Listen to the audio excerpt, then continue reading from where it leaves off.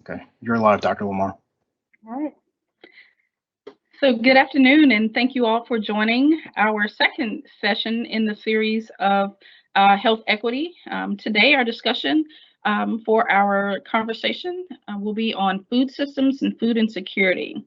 Joining us today, we have three great panelists that will engage us in a conversation around, again, our challenges, current challenges as it relates to COVID impact on food systems and food insecurity.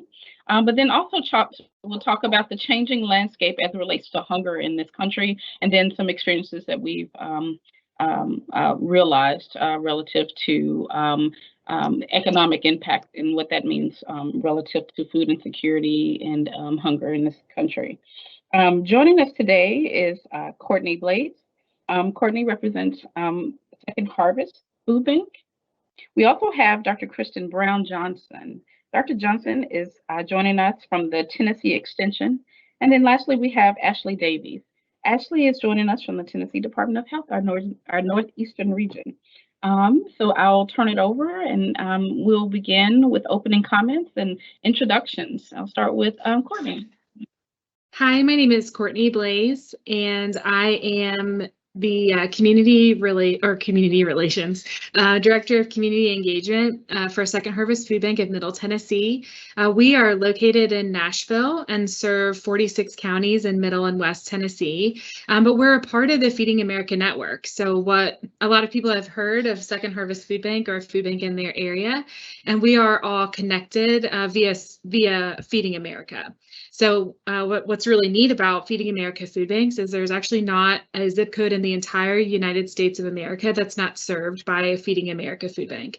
And we have 5 in Tennessee. Second Harvest Food Bank of Middle Tennessee, we are the only food bank that is confined in Tennessee state lines. Starting in the west, Mid-South Food Bank serves the Memphis area as well as about 25 counties, I think. They actually dip down into Arkansas, and then we're, of course, in the middle, and then East Tennessee or Chattanooga area food bank, as well as East and Northeast Tennessee, both as Second Harvest. They serve also outside of state borders, but we all work together on advocacy and making sure that food banks get the funding and the awareness and the resources that they need in order to serve people in their community. And we also share food and share ideas, which can be really fun. So I have been at Second Harvest for almost 10 years, and I lead our basically our external engagement with the community. So doing food drives, getting resources, as well as spreading the word about Second Harvest and how people can get the help that they need by partnering with Second Harvest or by working with one of our partner agencies. I'll pass the baton. Wonderful. I'll pass it over to Ashley. Hey, good afternoon, everyone. I am Ashley Davies, and as Dr. Lamar noted, I'm the Healthy Development Coordinator for the Northeast region with the Department of Health. I cover 7 counties in my region and focus most of my efforts on our rural communities. So I assist communities with healthy efforts such as built environment projects, community design, walkability and bikeability, opportunities for physical activities, and of course, lots of food resources. And just to give a little plug here, the Department of Health has a really great built environment website that hosts lots of funding opportunities for healthy communities. And I'm hoping that Matt will be able to post the web address in the chat in just a minute or so folks can check that out. And then we also distribute a built environment newsletter that is released about every 3 weeks or so. And I strongly encourage you to sign up for that to stay up to date on built environment news as well as new funding opportunities. So when we're looking at food insecurity, I think we're all very aware that our food systems have been stressed during the pandemic. And I checked with our WIC staff here in the Northeast region of our Women, Infants, and Children's programming, and we've had around an additional 800 participants in that program during COVID time. So from March 2020 to June 2021, we saw an additional 800 participants as compared to a little bit over a year ago now. We know that food security is essential for healthy families and communities, and I'm going to share just a few low-cost projects that I've been involved with that may ease some of the food insecurity burden. So the first low-cost program that I've been involved with is SNAP, and I'm assuming most of you know what SNAP is, but it stands for Supplemental Nutrition Assistance Program. That's also known as food stamps by some, and it's run through the U.S. Department of Agriculture. And in addition to my health department role, I help to manage a local farmers market in the community where I live. And a few years ago, I went through the process for our market to become a SNAP vendor. And I'll be very transparent. It was an extremely cumbersome process to gain that SNAP designation, but it has opened up so many opportunities for our market to feature lower income families with healthy produce options. So because we're able to accept SNAP at our market, we were selected to be a part of a grant program called Double Up Food Bucks, which is actually indirectly through a Tennessee Department of Health grant. And this program allows our SNAP participants to match their funds dollar for dollar up to $20 to purchase fruits, vegetables, produce, fruits, and plants, and herbs. It literally doubles their dollars, and we just have so many amazing stories from our participants really sharing how this programming has saved them, has really increased their food security for their families. So becoming a SNAP vendor is a free process. There's no charge involved with that, but there is a minimal cost associated with running the payment system, the EBT system. Our market is charged about $20 a month. And then I believe it's 10 or 15 cents per swipe per transaction. So minimal cost associated with it. And if you manage a farmer's market or even run a business that offers SNAP eligible food items, please feel free to reach out to me and I can point you in the right direction to get that process started to become a SNAP vendor. And then just the other project I wanted to highlight that I've been recently involved with is placing 4 little food pantries in vulnerable communities that don't have walkable grocery stores. So, and this was a project that happened right during COVID. So, and if you don't know what I'm referring to when I mention a little food pantry, they are pretty much storage containers that can hold shelf-stable food. Ours are constructed from wood, but I've seen metal containers, plastic containers, anything that helps shelter from the weather. So the little food pantries are a great way to help communities in need supplement their food supply. Kind of the theory behind the little food pantries is give what you can and take what you need. So we had 2 placed at schools in our community. One was placed at a mental health organization where it's kind of a hub for our transient population during the days. And then the 4th was placed at a small church that's pretty much in the center of a food desert. So this is a really great partnership with East Tennessee State's University College of Public Health. They were the ones who actually constructed the food pantries for us. The local health department, Washington County Health Department, helped us logistically find the community organizations who were willing to house the little pantries. And then we had a really amazing intern who ran a food drive to fill those pantries initially. So since we placed them with our partner organizations, they were responsible for keeping them stocked either through community donations or drives. And we've heard from them that they've been wildly successful, that the food comes and goes almost on a daily basis. So really excited that it's been a successful program. And I would estimate each food pantry probably cost us about $50. And that was the wood materials. We did asphalt shingles for the roof. There was a little plexiglass door and then a 6x6 lumber post, which the food pantry was attached to and grounded with. And I'm hoping now with maybe lumber prices coming back to normal, that could potentially be a little bit less. So it was a fun, simple project that can definitely bring some relief to the community members. And if anybody has questions about that, I'd love to chat more about it with you. So and that's what I have. So thanks all, and I'll pass it back to you, Dr. Lamar. Thank you, Ashley. I appreciate it. And so, lastly, we have Dr. Johnson. Would you mind sharing and introducing yourself as well?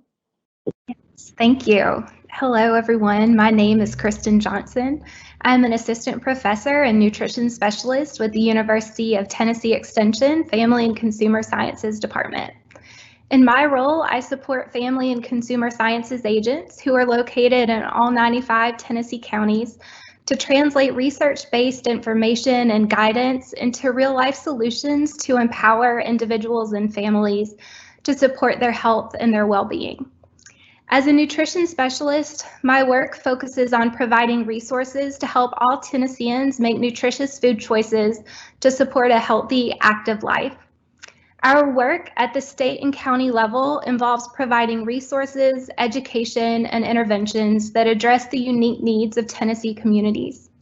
And we know that food choices are dependent on a number of factors that extend beyond individual preferences, our culture, and are also influenced by the environments in which we live, work, worship, and play, as well as by policies and systems. And so our work to develop environments, systems, and policies that make nutritious foods accessible for Tennesseans is important. In our work, we aim to provide programming that addresses the needs in Tennessee communities. And as the rates of food insecurity have risen as a result of the COVID-19 pandemic, engaging in work that helps Tennesseans access enough nutritious foods has been a priority for us. Food insecurity is a condition in which households were uncertain of having or were unable to acquire enough food to meet the needs for all of their family members because they had insufficient money or other resources for food. And according to the Northwestern University Institute for Policy Research, the projected rate of food insecurity in Tennessee in 2021 is estimated around 19%. And I'd like to compare that to estimates from the USDA in 2019, which were around 12% for the state of Tennessee. However, as we think about these estimates, it's important to note that there are disparities. So in Tennessee, 18% of white respondents were classified as food insecure, while almost 24% of Black respondents and almost 22% of Hispanic respondents were classified as food insecure. And food insecurity is a complex issue, often overlapping with other complex issues like lack of affordable housing, poverty, having chronic and acute physical, mental, and health conditions, increased medical costs, and so forth. Food insecurity has been associated with conditions like diabetes, experiencing mental distress, depression, high blood pressure. And individuals who experience food insecurity may be forced to make difficult decisions, choosing between purchasing food for themselves and their families or paying for medication, medical visits, or other expenses like rent or utilities. And this experience increases stress and can negatively impact health and well-being of individuals.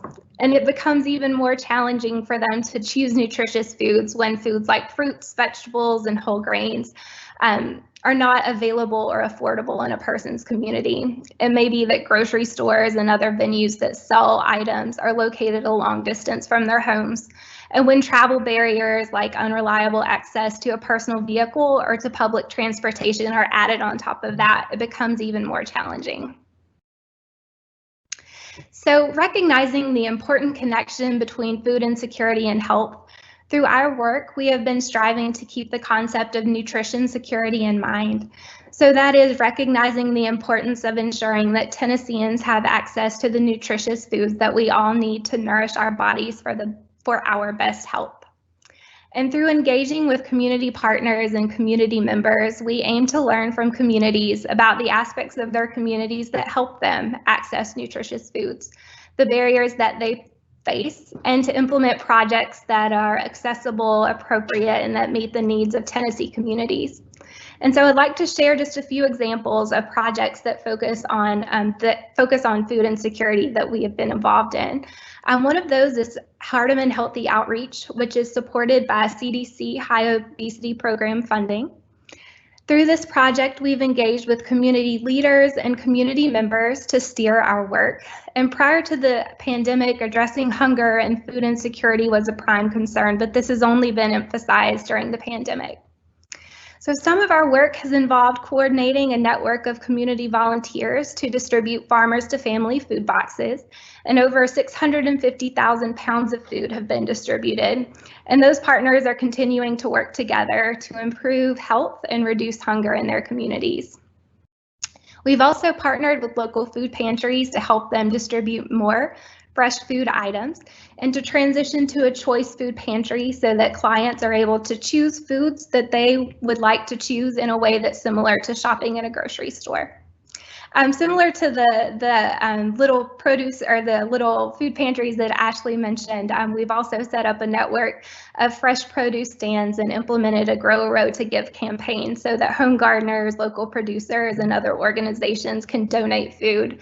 These are especially helpful for those communities that do not have a grocery store or a farmer's market in their community. And finally, by using a variety of methods to talk with community leaders and community members, we've implemented projects that help address barriers to accessing nutritious foods. So in one community, we were able to host a pop-up farmers market at a local elementary school to address travel barriers. And similarly to some of the stuff that Ashley mentioned, we learned in talking to people that having a farmer's market was a great benefit to community members, but for those who relied on SNAP benefits to purchase foods, not being able to use those SNAP benefits at the farmer's market was a barrier. And so we've been able to work with local producers and farmer's market representatives to help them navigate and learn that process so that they can accept SNAP benefits. And so across the state, Extension staff have been involved in addressing food insecurity in a number of ways and helping community members access nutritious food, from connecting with our community partners, helping our community members find resources like food pantries and other assistance programs like SNAP and WIC, to distributing food at schools and in other venues. And so I will wrap up. Just want to say thank you for this opportunity to share and discuss this topic. Dr. Johnson again, and thank you for each of you for sharing your programs. I do want to pose a question to each of you, in particular our Second Harvest, and then our partners at Second Harvest, and then our State of Tennessee nutrition programs. How has the landscape, demographic landscape of those who utilize your programs and services changed post-COVID pandemic? And we can start, Courtney, if you wouldn't mind starting. Yes, no problem. We've actually seen a huge increase as well, which I don't think is a surprise to anybody, in people coming to the food bank or to our distributions for the first time. So while the demographic, if you're talking about like racial demographic and cultural demographic, especially in the middle part of our service area around Davidson County through Williamson County as well, of course, up into Montgomery County, we've had similar numbers and similar representation from people from all walks of life. But what we've had and what has been the most striking to us is people that are coming for the first time, people that have been donors for a long time. In fact, right after the tornado hit, that's when our fun really began, was March 3rd. After the tornado hit, and we had such devastation through our whole service area, and we went out into the community immediately and started talking with people. And the very first conversation that I had was with a woman who was my age, who had 3 children. I have 3 children, and we had very similar backgrounds. It was really remarkable how similar we were on paper. And here I was on one side of the table and she was on the other. And I think she felt very comfortable speaking with me, and she broke down immediately and said, I'm not supposed to be here. I'm supposed to be on the other side. I'm supposed to be stocking the pantry. I'm supposed to be making donations. And here I am. If I'm not here, I'm not going to feed my family. And we have had that be a very similar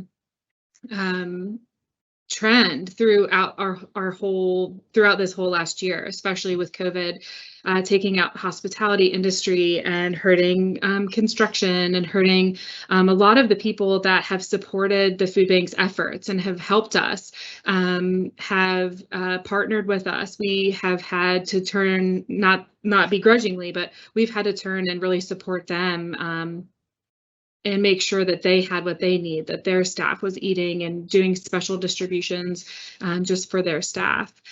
For us, having, in fact, what we did as a staff as well was all of us who are on the administrative side of our operation and are, connecting with people via phone and email and out in the community, we actually started using a disclaimer every time we were talking to people about participating or joining the food bank in our efforts to raise more food and more money and get more volunteers in the building. We actually did it with a caveat of it's okay if you can't right now, because so many of the people that we partner with a year ago or 2 years ago were just not able to give anything. So that's been the biggest change for us, is people coming for the first time, not feeling as though they're worthy to come. And for us, that's been, I think most of our, or I would say all of our staff, if we needed help, then we would come to the food bank. That would be our first stop. And so for us, there's no stigma attached with needing a little bit of extra assistance. And so that's been something that we've really talked about this year through different campaigns, through different messaging, marketing, that asking for help can be really difficult, but helping doesn't have to be difficult. Helping can be really easy. And for us, that's been a huge change, a huge shift. Good. And Ashley, any comments? Sure. I mirror a lot of what Courtney was just referring to. I think a lot of individuals and families were finding themselves needing assistance where they've never needed that before. And I know specifically with the SNAP programming, there was a big push from the federal level to add more funds to the regular SNAP program. So there was now this pandemic SNAP availability, which increased monetary amounts for those SNAP dollars. And I believe just even based upon your school district, where you were located in terms of income, whole school districts were now allotted these pandemic SNAP dollars just because of your zip code and what that income level was. So I think just the changing landscape, that there was so much more need and so much more availability. I'm part of our community services team here at the regional office, and obviously all of our work with the health department got shifted towards COVID. And we were getting calls, multiple calls on a daily basis from families saying, hey, we don't know how we're going to do this. We're in quarantine for 2 weeks, potentially more. We can't go to our jobs. We're not going to have these paychecks. So I think just that changing landscape really revolved around need. And I'm glad that we're maybe seeing a little easing, but I've really been impressed with the amount of resources that got ramped up due to the needs. Thank you so much. Dr. Johnson, do you have any comments relative to, I know you shared a little bit about the statistics on hunger in general, but do you have you experienced any shift in utilization of services and programs? I know you mentioned a number of projects. Yeah, I think one thing that I can add on top of what our other presenters have mentioned is that during the pandemic, we worked very closely with our family and consumer sciences agents to learn what requests are they getting at the county level, what are they seeing in their counties. And I think what I can add is that we saw a lot more questions and needing input about how to access services, what services are available. And so we tried through a number of ways to use social media, for one, as a way to help people navigate, be aware of resources that were available, but also provide some resources that could help people prepare meals for their family using low-cost ingredients to, if they're seeing going to the grocery store and not able to find the items that they may usually be purchasing. What are some, how can they use what they find to make meals for their family? How can they feed their children? How can they access meals that are available at schools? We were seeing a lot more of that, a lot more of how do we help people manage their food resources? How do we help people access existing programs that are available? And how do we help people learn and be able to feed their families during the pandemic? Kind of one example, if it's okay. Dr. Johnson just field something, and I'm sure this is probably true across the state, but even when schools were closed, I knew our transportation system to our schools still did their daily bus runs to drop off meals for students. So I think that was just definitely something different out of the norm with that landscape. So lots of community members coming together to make sure families had resources when needed. You. And let me ask you one more question. You know, we have a number of attendees that are also working directly on the front lines with families, particularly families with children. Any advice as to how they could talk to their clients, help, you know, in instance to convince folks to take advantage of the programs and services where there may be some hesitation or stigma associated with hunger? What advice can you give some of those working on the front lines with families? So I personally think that this is kind of a great analogy for this. This food is for everyone. And as a community, we, especially with Second Harvest, we are picking up food that would otherwise go to waste. So the food that is stocking our shelves, about 75% of that food would have gone to the garbage if it were not picked up by food banks and partner agencies and pantries all over the state, all over the country. So that food is there. It's good quality, it's great quality, it's healthy, it's nutritious, and it's ready to be eaten. So if you don't eat it, it's just going to go to waste. So go ahead and take advantage of it. The other is that my great-grandfather was a Baptist preacher in Kentucky, and they moved around quite a bit when my grandmother was a very young girl. And every time they would go to a new town, they would get a basket of food, assorted goods to kind of kick off their tenure at that new church. And I like to think that nowadays the food bank is the porch and the general public are the people bringing the basket of food. And you wouldn't turn that away if someone was welcoming you. And that's what food is for our community. Food is a way to connect. Food is a way to bring people together and to share resources when you might not have anything else. And so what I really find with the folks that donate to the food bank, especially those that donate and receive, is they're kind of doing that switching off and on. So sometimes you're able to give and sometimes you need a little bit of help. And if someone especially has been giving for a very long time, it's their time. It's their time to get a little bit of assistance. And so I like to think that it's this cycle of being able to give and receive when you need it, give a little bit extra when you have the extra, and then you get a little bit extra when you need a little bit extra. Just breaking it down and not having it be like, well, you know, you're on rough time, you're in hard time right now, so go ahead and take advantage of it. But it's there, it's ready, it's available, and it's just waiting for your family to feed your family tonight for dinner, and kind of take away the sting of maybe not being good enough or that you've done something wrong, that you suddenly have messed up and you need help. It's not about that. It's about the food is waiting. Let my family share it with your family. Thank you so much for that. And that's very well said. And I really appreciate that. Dr. Johnson, any comments relative to some advice we can give to our attendees or those working on the front lines with families as to how they can support them?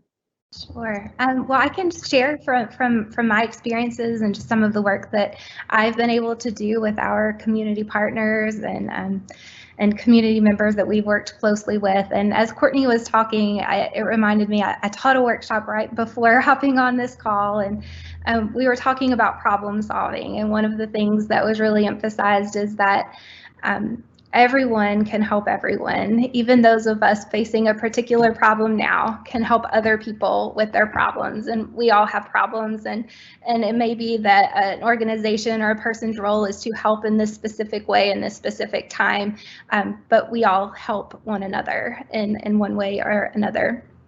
And in my experiences, working with some of our partners, community partners at farmers markets and food pantries and other organizations, one of the things that we've worked with them to do, and this was something that they wanted to do as well, was really talk and survey with their the clients, their clientele, to ensure that they were providing services that they felt comfortable accessing, to operate in a way that people wanted to come there, that they felt comfortable, that they felt respected, and that they could be there and feel in a way that they felt that they were, with dignity, and that they were supported and honored. And so I think that's just one of the ways when I think about this question is we've worked with community partners to assess needs and just ensure that we're providing services that meet the needs of the clients for a particular organization, and that we're doing it in a way that is accessible to them and where they feel respected. Wonderful. Thank you so much, Dr. Johnson. Ashley, any comments? Sure. Yeah, I think just that, stigmatization of, having to have maybe access to these resources that you didn't need before.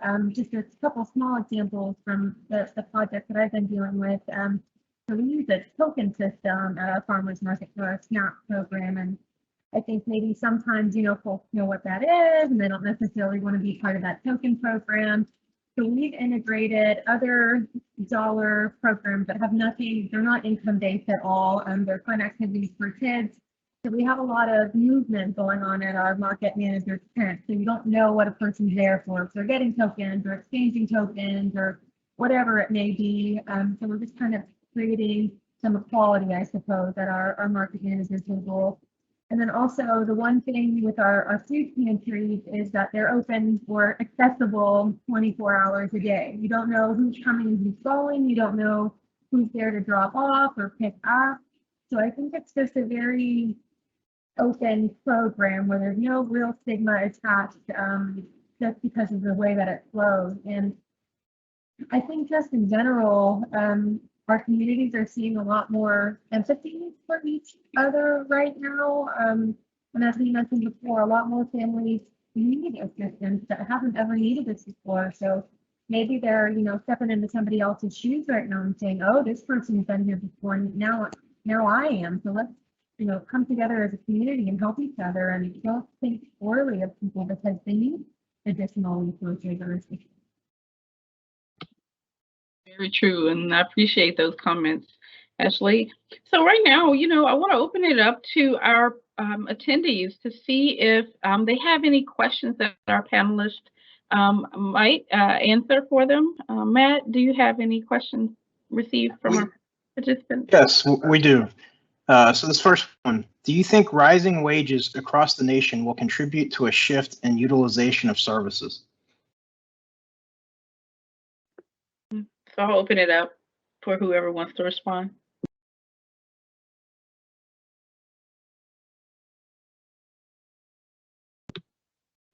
I'm uncertain, and I'm not an expert on this by any means, but I've also heard that grocery food items, the cost of food itself is rising right now. So I'm not an economist, but I'm assuming as food prices rise, wages rise, and just like cost of living, there's almost going to be an equalizer right there. That's a great question, and I wish I had more info to answer. I don't know if you ladies have anything to add. I agree. I not an area where I have expertise either, but I do think it's a complex issue with housing cost and food cost, and all of that is a factor. And I think there's some communication about rising income and how that affects assistance program eligibility. So I think it's a complex issue, but yeah. I agree, and I don't think that just because wages, like hourly wages, are rising necessarily means that benefit that people receive already, like SNAP benefits or food assistance, would be rising. And so we will still have a population that receive $16 a month to help with food assistance. And so there will still be a need for that. That's just my, like I said, also not an economist. I feel like we should have a disclaimer that pops up. But yeah, I think unless the whole system as a whole changes, which that seems so far away, that we would still have a lot of need for extra assistance.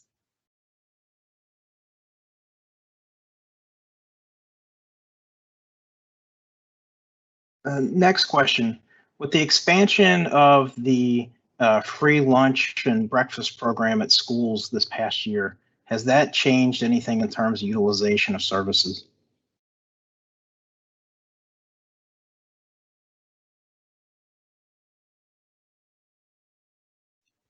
For Second Harvest, we have partnered with our school districts, so in different counties, to help spread the word, to help pad or bolster distributions, to make sure that when families come, they're not just receiving the child's school lunch. You know, if you have a mom and dad and 2 kids, when they go to pick up those meals, they're getting 2 meals. They're getting meals for their children, and depending on the school district, meals and snacks.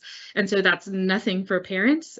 So we have worked with our local parents or our local school districts to make sure that we're able to make a more robust distribution at our schools. To Ashley's point earlier about schools that were really stepping up and were providing additional assistance. Even my child's school was calling us weekly to make sure that we had enough food, and they know that I work at the food bank, and they just were doing it because they wanted to make sure that we were okay.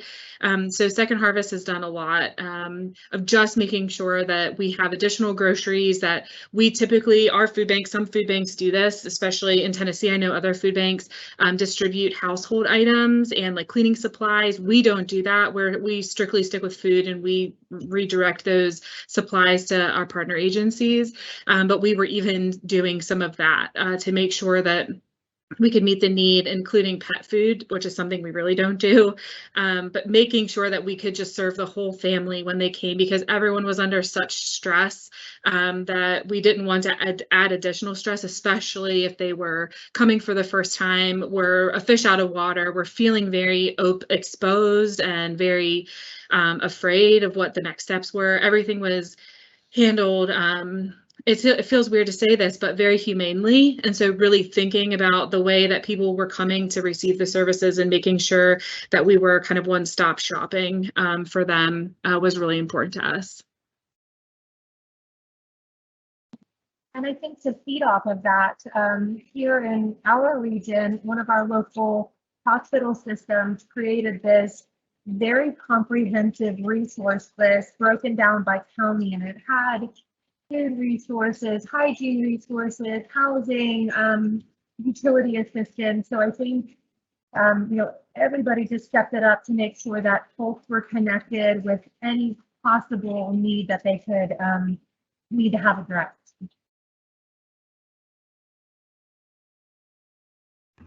I think for us, as it relates to school meals, we at the state level tried to help community members very easily access information to find those locations in their community if they needed assistance with that. I know at the local level, some of our agents and other extension personnel were involved with helping with those meal distributions, and also providing additional resources, perhaps information on how to help families stretch their SNAP benefits throughout the month, or how to stretch their food dollars, how to prepare certain types of food. So I think that's been our prime involvement in that area. Kristen, I have a question that's kind of directed to you. You had mentioned a high obesity grant program. Could you talk a little bit about that? Is that a CDC program? Yes, that is a project that it's a grant that we received in our department. Dr. Sogra Jarvandi is the PI, and I'm a co-PI on that grant. And so that funding is from the CDC. It's their high obesity program funding. And so that focuses on counties that have an adult obesity rate of 30 or higher. And so Hardeman County, Tennessee, a rural county in West Tennessee, was the county that was eligible in this most recent round of funding. And so our goals through that grant are to increase access to nutritious food for residents of that county, and also to increase safe opportunities for engaging in physical activity with a focus on walkability and connectivity between community locations. Our department had, I'm not sure if anyone on the call would be familiar, C3 Community Coalitions for Change was the first round of funding, and for West Tennessee counties, and they did similar work. So if there are any other more specific questions, I'll be happy to try to answer them, but that's a bit of an overview. Thank you. This is a question. Do you know of places that have formula for families? We have many clients who do not qualify for assistance, but have trouble affording formula for their babies.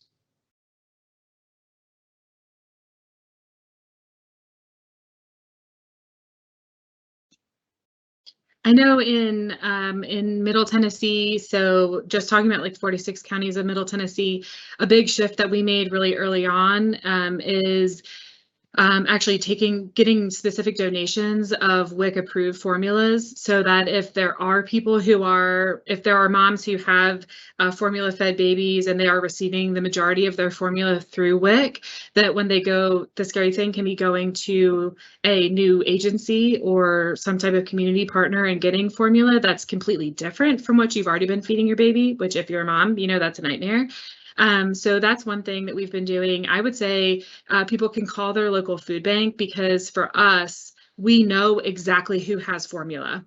We are very judicious about how we distribute that formula. It doesn't just go out willy-nilly. We make sure that it's going to specific agencies where we know people can go and get the formula that they need. And like I said, for Middle Tennessee, we are really pushing donations of specific WIC approved formula so that people can get what they already are using if they have those benefits.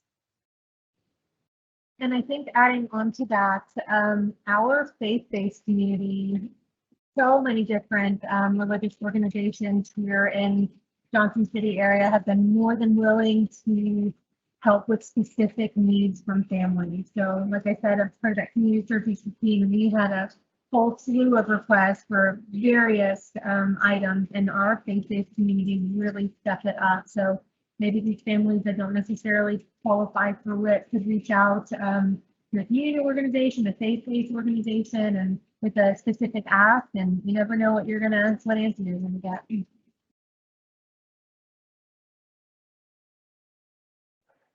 Now, someone wrote in that regarding baby formula, check with pediatricians' offices. They often get tons of samples, and so that could be a resource that you could send them to. So thank you.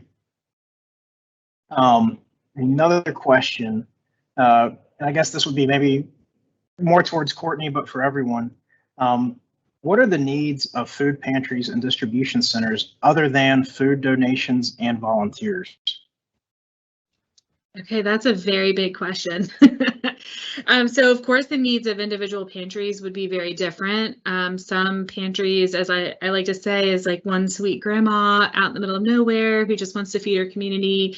And other food pantries and food distribution organizations are highly sophisticated, have lots of funding, lots of volunteers, a lot of opportunity and donations. So really that isn't really a question that can be answered in one simple answer.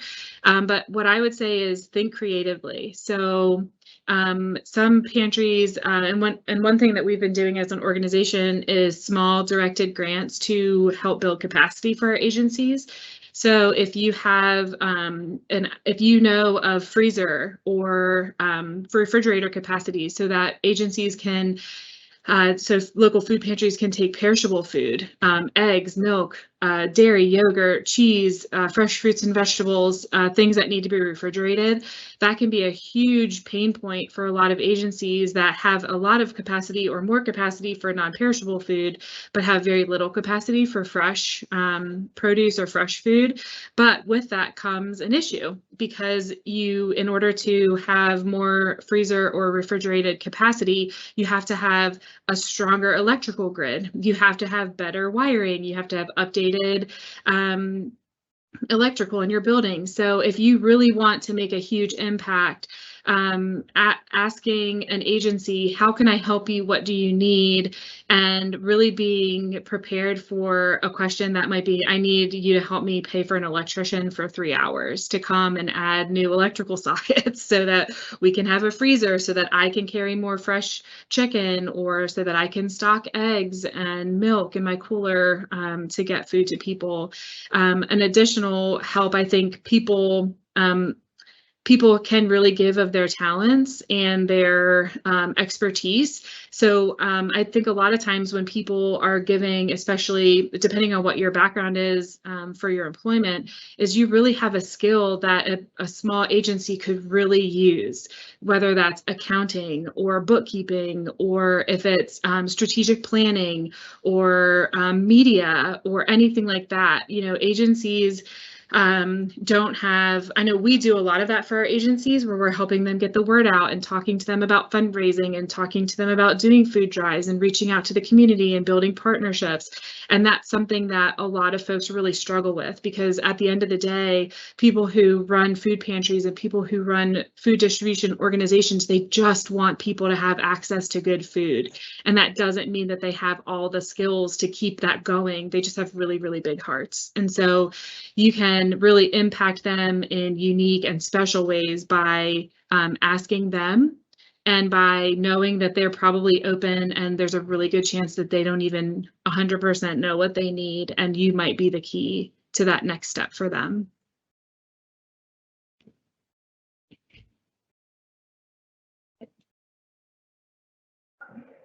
I guess, Courtney, while I have you here, a couple of questions regarding nutrition and the food that kind of comes out from Second Harvest, and I think as well as other maybe food pantries. What is done to help increase the healthier food options? And then also, in terms of nutrition, are there things that help educate the person that's the recipient on nutrition? Yeah, so I love this question, especially when I've been at the food bank about 10 years, and when I started, less than 1% of what we were distributing was fresh produce, fresh fruits and vegetables. And last year, almost 40% of what we distributed was fresh fruits and vegetables. So that's really exciting because people really want it and they get excited about it. And it's also sometimes difficult because as a food rescue organization as well, we may get 2 pallets of kohlrabi and people don't know what to do with kohlrabi. So one thing, I didn't know what to do with the kohlrabi before. So one thing that we started doing, and this has been several years, probably 4 or 5 years, is if we get in something that's kind of an exciting fruit or vegetable, we actually make recipe cards and resource how to 6 ways to cook a kohlrabi, or 6 ways to process green cabbage, or something like that, so that we can send that out with folks, so they'll go into the box or go be at a distribution so that people can get those. And we have them in several languages because, as we all know, we have a large amount of Arabic speaking folks in our service area, as well as Spanish and English speakers. And so we make sure that we have all of that in different languages. Another thing that we really make sure that we do is we really promote what we're doing with fresh food. So I know I can't remember now if it was Kristen or Ashley, but talked about their Plant a Row program. So we partner with local farms. We source fresh fruits and vegetables from local production farmers as well as Mennonite farms, like up near the Kentucky and Tennessee border, to make sure that we're accessing that produce so it's also not going to waste, but that we're getting it so they can go out to people. We have a produce truck that's like a mobile farmers market. So that truck travels around. With COVID, it's been a little bit different, of course, like everything else has been, but we make sure that we're actually taking fresh produce and sometimes dairy into people's neighborhoods so that you're not having to go very far. One thing that can be really difficult is fresh fruits and vegetables are very heavy. And so people may not even be as apt to take them if they're on foot coming to a distribution. So we want to make sure we get as close to home as possible.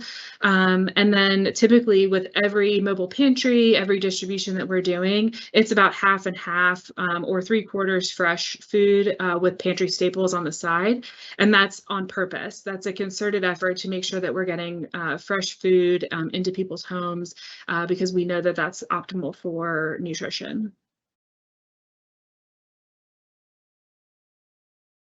Try to go real fast because I know we're running out of time rapidly.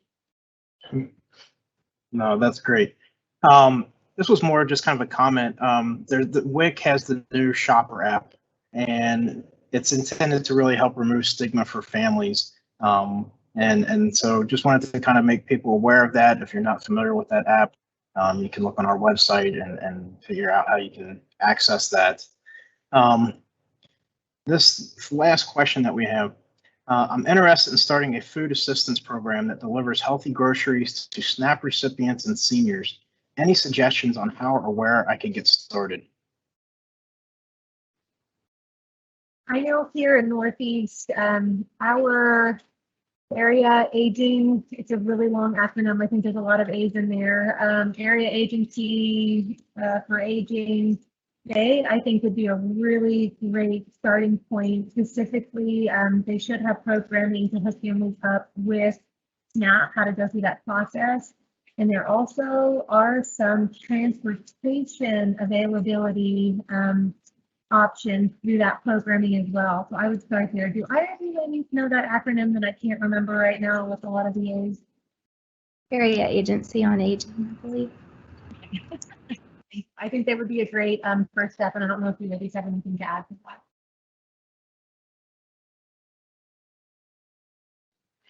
Where I've seen the biggest struggle for organizations, a lot of those popped up during COVID because people needed home delivery, and organizations like Second Harvest were not able to do home delivery for everyone that would need it. And so a lady in my neighborhood actually did it, and her biggest struggle was actually finding volunteers to keep it going because it's high touch. So it's a lot of time commitment. The need is great. Once people hear that there's home delivery, people flock to it. And she was overwhelmed with requests on a daily, just 24/7 basis.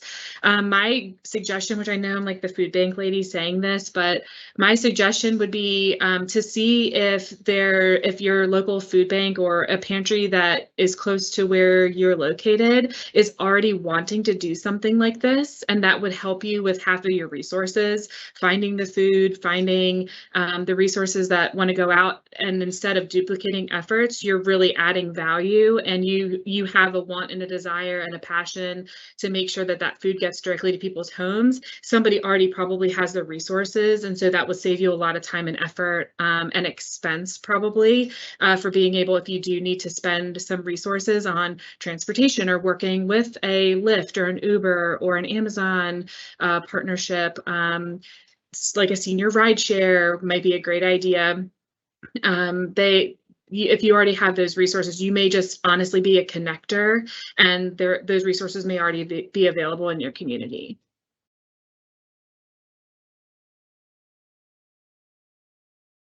I think just from my experience working with communities, as I think it was Ashley who mentioned, faith-based organizations have also been a really important partner for us as we, especially in Hardeman County, work to develop a network of volunteers who could help distribute food boxes. It was an important effort, as Courtney mentioned, connecting with the organizations who could help provide the food, but then connecting with volunteers who could help with transportation for those who aren't ever able to travel themselves.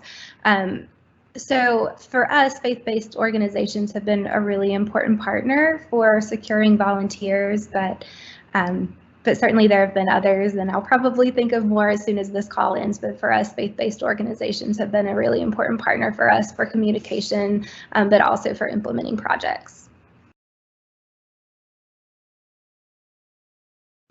And I will say that a couple of comments came in regarding this, being told that you must sign up for the SNAP EBT through the USDA SNAP office, and the application is online. And then this is another acronym, and I apologize for not knowing this. SCHAS has a grocery delivery program called Out Shopping Option for seniors that includes SNAP deliveries, fully paid delivery, and free options for groceries in partnership with Second Harvest of East Tennessee. They are funded via, again, another acronym, ETHRA in multiple counties in East Tennessee. Thank you for those comments.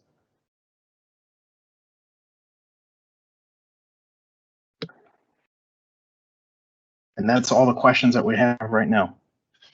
All right, so we have a few minutes left. I wanted to give each of you an opportunity to provide closing comments and also include exactly how to connect with your services. And Courtney, do you want to start? Sure, I'll kick us off for the closing. So for Second Harvest Food Bank of Middle Tennessee, as I mentioned, we serve 46 counties in Middle and West Tennessee. And so if you're outside of that service area, I would be more than happy to connect you with your local food bank. But you can also find that by going to feedingamerica.org, and you can type in your zip code and they'll give you your local Feeding America food bank. For us, we are continuing to